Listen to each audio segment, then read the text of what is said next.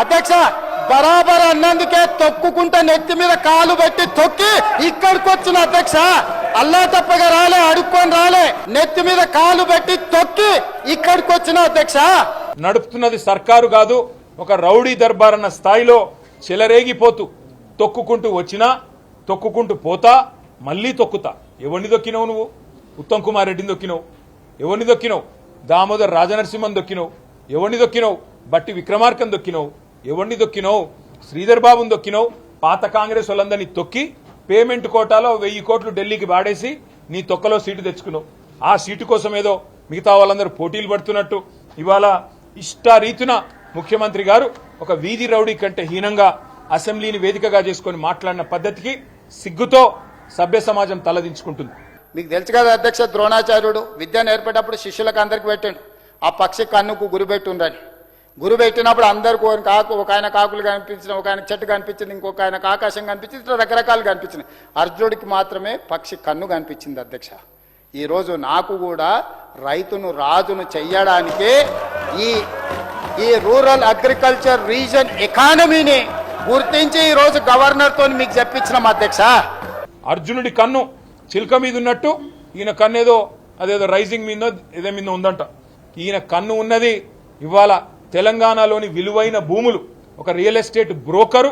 మరి ఇవాళ ముఖ్యమంత్రి అయితే ఖచ్చితంగా కన్నంతా కూడా భూముల మీదనే ఉంటుంది తప్ప ఇంకోటి కాదు. ఈ రోజు ఏఐ తుఫాన్లో వైట్ కాలర్ జాబులని పోతున్నాయని ప్రపంచం అంతా కోడే కూస్తుంది అధ్యక్ష.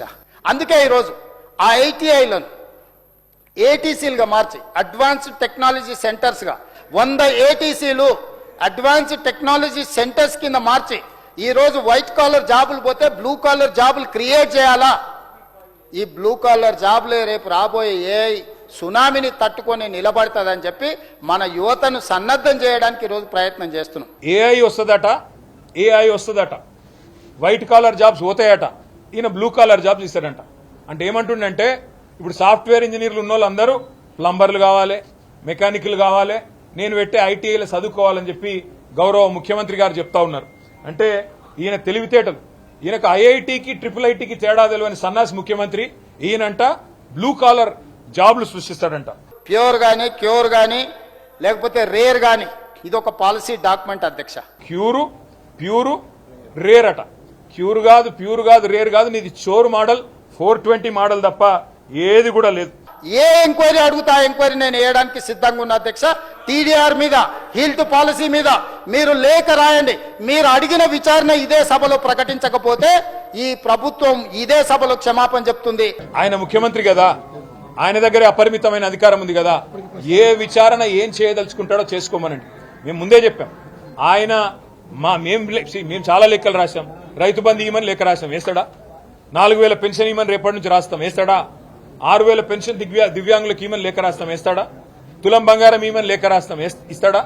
కాబట్టి మా లేఖలతోని అవసరం లేదు. ఏం పీకలు పట్టుకుంటావో పట్టుకో, నువ్వు ఏం విచారణ చేసుకుంటావో చేసుకో, మాకు అభ్యంతరం లేదు.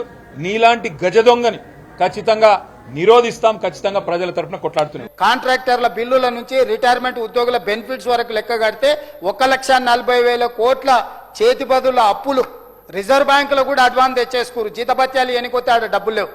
అన్ని కలిపితే 8,11,000 కోట్ల రూపాయలతో మాకు అప్పు చెప్పారు అధ్యక్ష. ఇవాళ నిస్సిగ్గుగా చెప్తున్నాడు. పార్లమెంట్ స్వయంగా చెప్పింది కేసీఆర్ ప్రభుత్వం చేసిన అప్పు 2,80,000 కోట్లని. కానీ సిగ్గులేని ముఖ్యమంత్రి 8 లక్షల కోట్లు అనే అబద్దాన్ని 1కి 1000 సార్లు చెప్పి తనకు అనుకూలంగా ఉన్న మీడియాలో పదే అదే అబద్దాన్ని అరిగిపోయిన గ్రామ్ ఫోన్ రికార్డులాగా మళ్లీ వేసి మభ్యపెట్టే ప్రయత్నం చేస్తా ఉన్నాడు. మమ్మల్ని అప్పు చేసింది అంటారు అధ్యక్ష. నేను అది కూడా చెప్తా అధ్యక్ష. కార్పొరేషన్స్ రిలేటెడ్ లో 1,54,000 కోట్లు, 1,54,217 కోట్లు, అదేవిధంగా నాన్ గ్యారంటీ లోన్స్ 23,119 కోట్లు. ఇవన్నీ కలిపితే 3,47,294 కోట్లు మేము అప్పు చేసినాం అధ్యక్ష.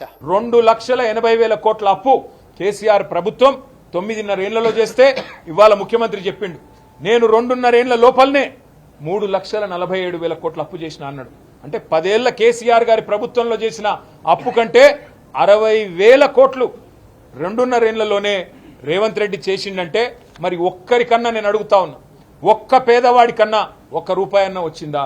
తెలంగాణలో ఏ మూల నుంచి ఏ మూలకైనా ఆడబిడ్డంగా ధైర్యంగా మా రేవంత్ అన్న అందించిన మహాలక్ష్మి పథకం ఉన్నది, మేము ప్రయాణం చేస్తామని ఈరోజు ప్రయాణం చేస్తున్నారు. దానికి గాను ఈరోజు 9,700 కోట్ల రూపాయలను మహిళలు ఆదా చేసుకున్నారు. 6 గ్యారెంటీలు చెప్పబోయా అంటే అరకొరగా అమలు చేసిన ఒకే ఒక్క గ్యారెంటీ ఆ ఫ్రీ బస్సు. ఇక అరిగిపోయిన గ్రామ్ ఫోన్ రికార్డు లాగా ఏ మంత్రి మాట్లాడినా గదే ఫ్రీ బస్సు తప్ప మిగతా అంతా తుస్సు. ఒకటే ఉన్నది ఫ్రీ బస్సు. ఫ్యూచర్ సిటీ అంటే బోగస్ సిటీ అని, లేకపోతే అదేంటి బ్యూటిఫికేషన్ అంటే లూటిఫికేషన్ అని, ఇట్లా మాట్లాడే రాక్షసులందరికీ కూడా ఈ పాలసీ గుణపాఠం చెప్తుంది అధ్యక్ష. రాక్షస జాతి అన్నాడు ఇక్కడ. కూల్చే జాతి, రాక్షస జాతి నీ కాంగ్రెస్ జాతి తప్ప మాది కాదు. మేము అభివృద్ధికి వ్యతిరేకం కాదు, కూల్చివేతలకు వ్యతిరేకం. ఇవాళ హైదరాబాద్ లో ఒక్కటంటే ఒక్క ఇల్లు కట్టినవా? ఈ 2.5 సంవత్సరాల్లో ఒక్క ఇల్లు ఎక్కడన్నా ఒక్క ఇటుక పెట్టినవా? కానీ ఎన్ని ఇండ్లు గులగొట్టినావు నువ్వు వచ్చిన తర్వాత? చివరికి నువ్వు కూలగొడుతుంటే, ఇండ్లు గులగొడుతుంటే, ఆ పేదలు ఏడుస్తుంటే మా పోలీస్ అన్నలు ఎవరైతే నీ సిబ్బందికి రక్షణగా పోతారో వాళ్ళు కన్నీళ్లు పెట్టే పరిస్థితి ఈరోజు ఈ రాష్ట్రంలో ఉన్నమాట వాస్తవం కాదా? ఎవడు చేస్తున్నాడు రాక్షస జాతిలాగా వ్యవహారం? నువ్వు కాదా ముఖ్యమంత్రి గారు అని నేను చెప్తా ఉన్నా. పాలమూరులో ఊరు లేదు, పార్లమెంటులో నోరు లేదు, కానీ తెలంగాణ దెబ్బతినొద్దు అని, అస్తిత్వం దెబ్బతినొద్దు అని మేము గెలిపిస్తే అన్నం పెట్టిన మాకు సున్నం పెట్టిండ్రు అధ్యక్ష. పాలమూరు రంగారెడ్డి ఎత్తిపోతల పథకాన్ని 90% పూర్తి చేసింది కేసీఆర్.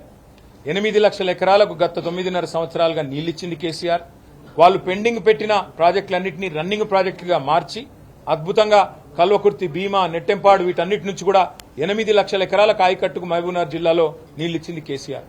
సరే, పాలమూరు బిడ్డనని చెప్పుకునే రేవంత్ రెడ్డి ఇవాళ ఇంతసేపు మాట్లాడిండు 3 గంటలు. ఒక్క మాట తీసిండా పాలమూరు రంగారెడ్డి ఎత్తిపోతల పథకం గురించి? మూసీ మీద ఉన్న ప్రేమలో 100వ వంతు నీకు పాలమూరు రంగారెడ్డి మీద ఎందుకు లేదు?